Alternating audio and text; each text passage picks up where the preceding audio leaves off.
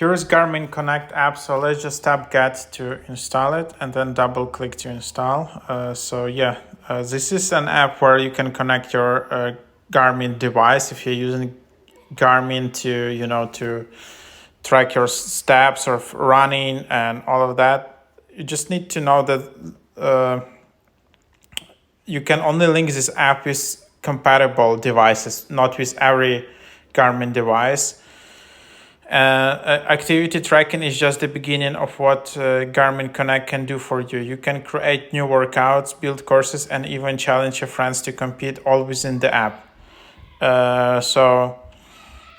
View today's health data in vivid detail on your personalized My Day page, analyze your activities and their related statistics, create customized workouts and courses, sync with other apps like Apple Health, FitnessPal, Strava, review personal records for steps, earn badges for accomplishments.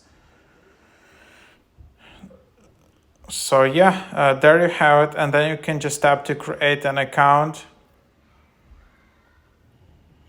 Just enter a name, email address, and that's how you create an account in this app. And then you just enable Bluetooth and pair your device.